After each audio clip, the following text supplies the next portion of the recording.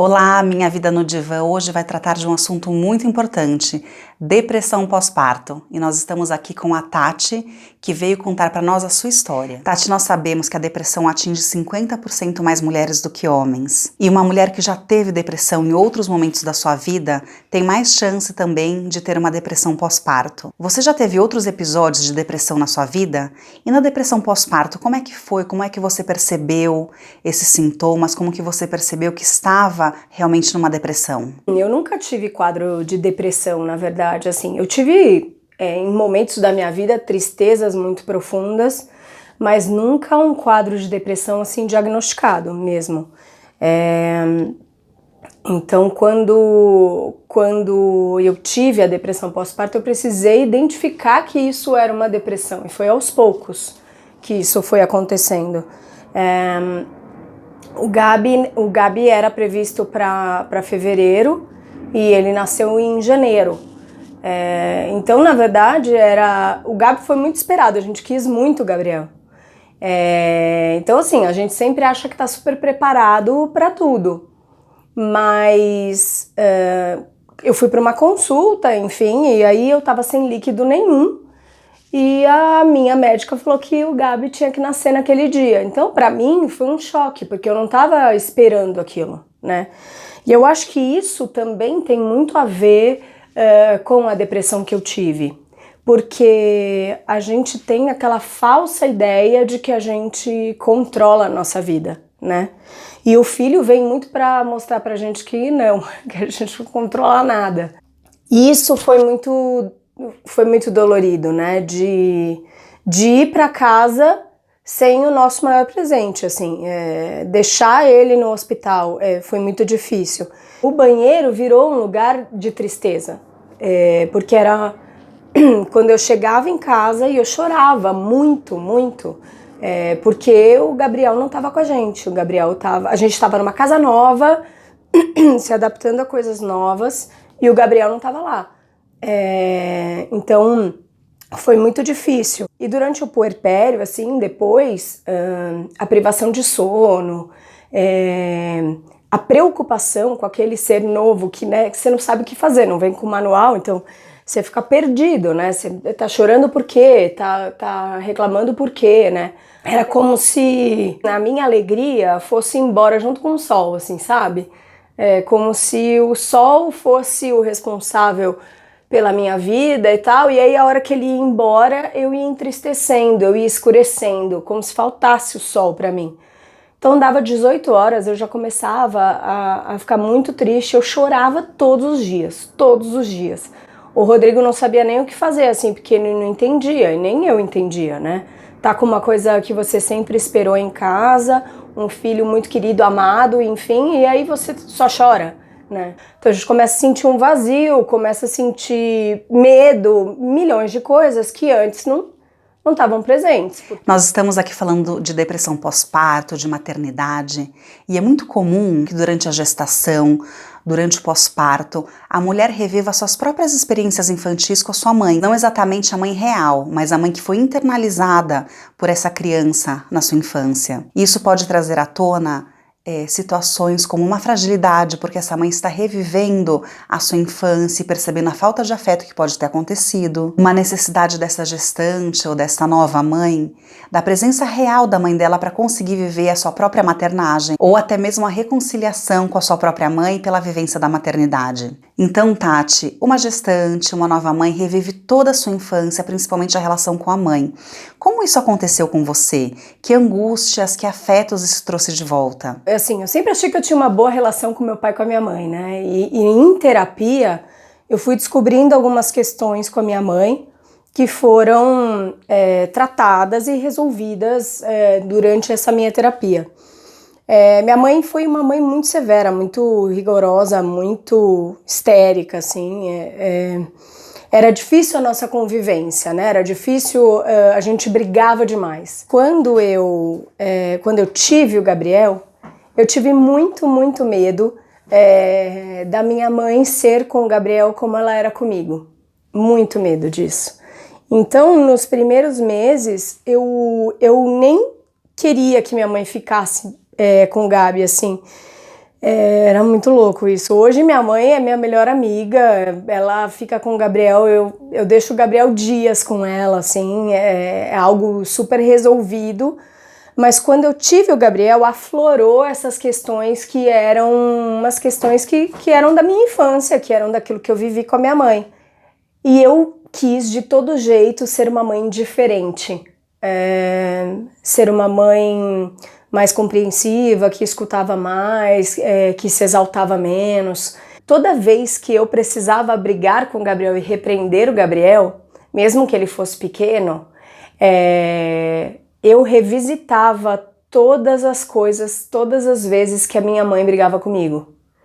E aí vinha na minha cabeça em um segundo, assim, o que a minha mãe fazia, como eu me sentia e se dava certo isso comigo. É conflitante essa coisa de você não querer ser como a sua mãe, né? Não é que minha mãe é uma pessoa ruim, não. Minha mãe sempre tentou fazer aquilo que ela achava que era o certo. E a gente aprende com o tempo e também na terapia, né, que as pessoas só dão aquilo que elas tiveram. E eu fui entender a história da minha mãe, né? E a minha mãe teve uma infância muito difícil, então ela não podia dar outra coisa, né? Era como ela sabia fazer. Então, sim, quando eu tive o Gabriel, vieram coisas da minha infância à tona, porque você vira mãe e aí você começa também a entender sua mãe, né?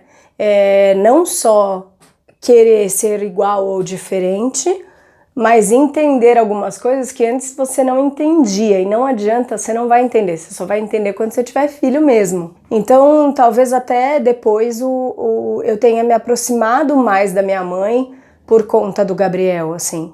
Então, minha mãe virou a pessoa de maior confiança para mim. A relação do Gabriel com a minha mãe é maravilhosa, é linda, ele ama a minha mãe. Então, isso é muito legal, né? Ver essa relação crescer e ver a minha mãe ter a chance de construir algo novo, não só com ele, mas comigo também. Tati, existe a possibilidade do parto ser sentido pela mãe como uma perda. Perda da completude narcísica que o filho faz essa mãe sentir, perda de todos os privilégios da gestação, daquela idealização da maternidade, da idealização do bebê chegando em casa e aquela relação perfeita de mãe e filho. O fato do Gabriel ter nascido prematuro, a data do parto ter sido antecipada, ele ter ficado um tempo na UTI neonatal, tudo isso foi sentido como perda para você? Como é que a idealização da maternidade e do filho foi desconstruído pela realidade? Eu tentei muito não idealizar demais, sabe? Mas é natural que você idealize, né? Você fica 8 meses, no meu caso, né? 8 meses sendo o centro do mundo, sendo o centro do universo. 8 meses as pessoas te paparicando, te dando tudo que você quer, tomando todo o cuidado com você. E quando você vira mãe, essa atenção toda, ela vai pra criança. E a mãe fica, tipo, de lado, assim, tipo, oi, gente, né? Não é que a gente quer tirar a atenção do bebê, não é isso. Mas é que também nasceu uma mãe que não existia antes. Ela também precisa de cuidados, ela também precisa... ela não sabe o que ela tá fazendo, né? Ela é nova naquilo. Então, isso gera uma perda.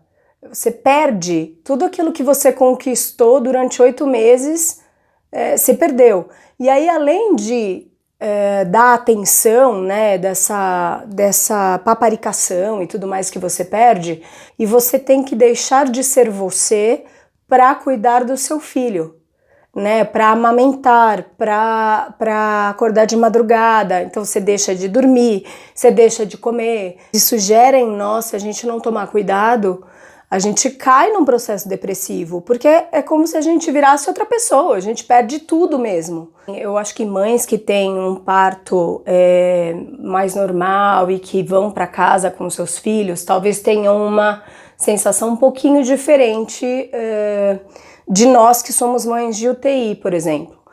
O fato de não ir para casa com o filho já é um luto, já começa daí, né? É o presente que você não levou embora. Eu acho que talvez a depressão, ela até venha, primeiro porque a gente sabe pouquíssimo sobre essas coisas, a gente fala pouquíssimo sobre isso, né? Eu acho que a gente tem que falar mais, conversar mais, é maravilhoso poder ter num canal coisas sobre isso, porque eu acho que a depressão vem porque a gente não põe pra fora. E a palavra, ela cura, ela liberta. Por isso que terapia é tão importante, né? Você se escuta e tem insights, né? E eu acho que a depressão vem porque as pessoas não querem falar sobre isso e você não fala também. Porque você acha que você precisa ser a Mulher Maravilha. Por quê? Porque a gente tem aquela coisa de achar que isso é instintivo e que a gente tem que dar conta. A gente não tem que dar conta, né? A gente não precisa ser forte 100% do tempo. Porque a gente não era mãe antes. Na primeira semana eu achei que eu ia morrer. A privação do sono é a coisa mais horrorosa do mundo, é método de tortura, então você já imagina. Você fica perdido, você não sabe o que fazer, o bebê chora, você fica desesperado. É uma confusão mental, emocional, que eu não sabia que era. E eu fiquei odiando as minhas amigas porque nenhuma delas me contou isso. E eu sempre achei que a maternidade era a Disney, era uma coisa linda. Oh, a maternidade. É lindo, mas tem luta, né? Assim, não é uma coisa linda porque é fácil. É uma coisa linda porque é uma construção de uma relação. É uma construção de uma pessoa nova que você vira. Então é muito legal a gente poder falar sobre isso. E é muito importante poder falar sobre isso, porque a mãe é muito sozinha nessa coisa de mãe e bebê, né? E essa solidão destrói um pouco a gente, né? A gente esquece quem a gente é, assim. Então, por isso que eu acho muito importante a terapia, muito importante a conversa com amigas, com o marido, enfim, com quem quer que seja. A gente parar de ter esse tabu de não falar da depressão, né? Eu falava com uma amiga essa semana, a gente tem muito que aprender sobre saúde mental. Muito que aprender, muito que respeitar, muito que acolher. Tem muita gente que acha que depressão é frescura, tem muita gente que acha que como pode depressão pós-parto? Como que a pessoa pode ter depressão pós-parto? Esperou tanto ter um filho, gente. A gente espera muito ter um filho, mas a realidade do que é ter um filho a gente só sabe quando tem. E a realidade não é tão bonitinha como se pinta, né? Essa depressão pós-parto, ela virou uma depressão muito profunda depois que meu pai faleceu. Quando o Gabriel tinha 8 meses, meu pai morreu de uma forma muito repentina. Por conta disso, meu leite secou, então eu parei de amamentar o Gabriel. Então perdi esse momento com o Gabi. E aí eu comecei a ter síndrome do pânico. Porque eu não queria sair de casa e eu tinha certeza que alguém ia morrer. Ou que iam me sequestrar com o Gabriel no carro e não iam deixar eu tirar ele. Era isso que vinha na minha cabeça. E eu falei, preciso de terapia.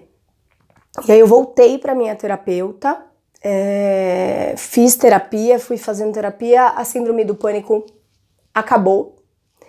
Só que a depressão, eu sempre falo que a depressão ela é um tsunami, ela vem, ela ganha força, ela vai crescendo, ela vem e ela destrói absolutamente tudo na sua vida. Além de destruir você, né? Então é aquela coisa que você não controla, é bem um tsunami mesmo, é aquela coisa que você não controla, vem e destrói tudo. E aí quando ela vai embora, ainda leva muitas coisas, e você olha pro lado e fala, e agora? Né? Vou ter que começar do zero. E é isso. E aí começou a afetar as minhas relações, o meu casamento foi pro brejo, assim, tava muito ruim, minhas amizades estavam muito ruins, porque eu estava devastada, assim. E aí chegou um dado momento que eu percebi que eu precisava de remédio, de medicamento, não tinha como, eu ia me afundar muito. E aí procurei um psiquiatra, tomo remédio até hoje. A terapia foi muito importante nesse processo para entender os gatilhos que tinham e o quanto eu podia me reerguer nessa história, né? Assim, então, me reconstruindo como pessoa era como eu ia conseguir reconstruir todo o resto, né? Então, assim, eu fui para a parte medicamentosa porque não tinha como não ir.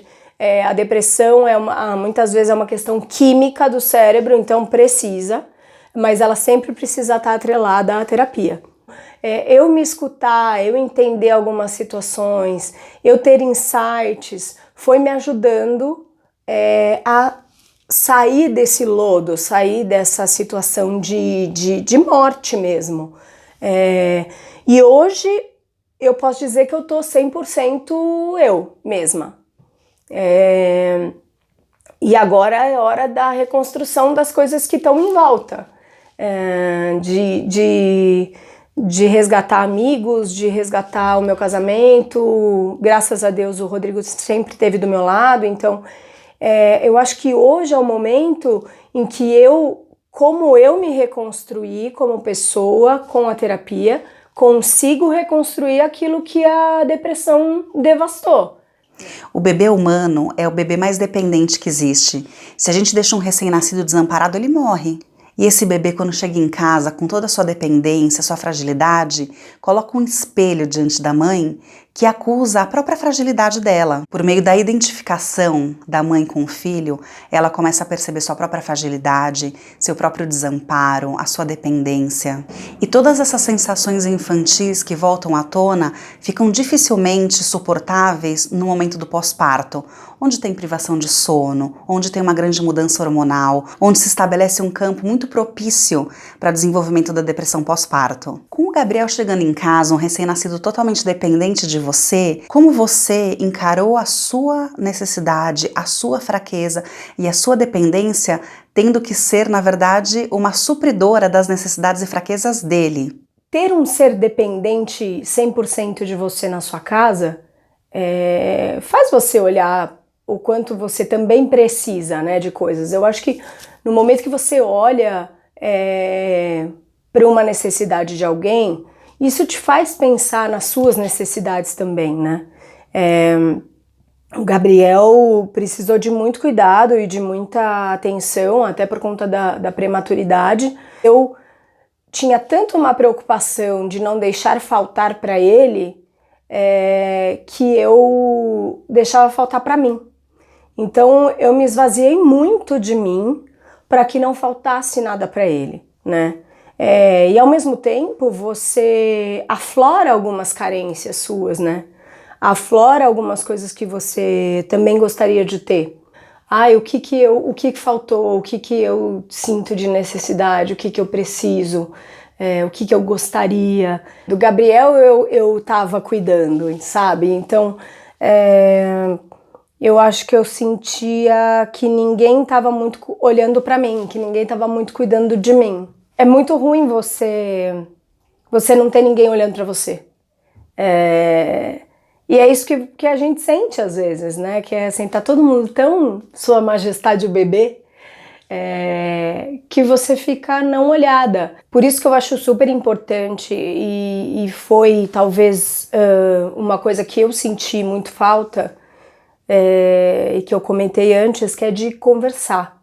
Então eu acho que isso é um alerta assim para as famílias, para os amigos das mães novas, né? De olhar para a mãe, né? Assim, fale com ela, olhe para ela, vai visitar o bebê, tira um tempo para conversar com a mãe, né? Ela é tão nova mãe quanto o bebê é novo. Eu acho que isso já ajudaria muito na depressão pós-parto. Eu acho que ter essa rede de apoio tão próxima já ajudaria pra caramba. E aí quando você pensa, puxa, nossa, nem vou ter filho então, né? Porque se vou passar por tudo isso. Não, tem solução, a terapia tá aí para isso, para ajudar. Os psiquiatras com medicamentos, se a coisa ficar apertada, também estão aí para isso, para ajudar. Então assim, não ficar preso no lado só negativo disso. Não, isso é muito natural, isso é muito comum, mas isso tem cura, né? Isso é só ter uma rede de apoio muito, muito afetiva, digamos assim, e terapia. Eu acho que é isso.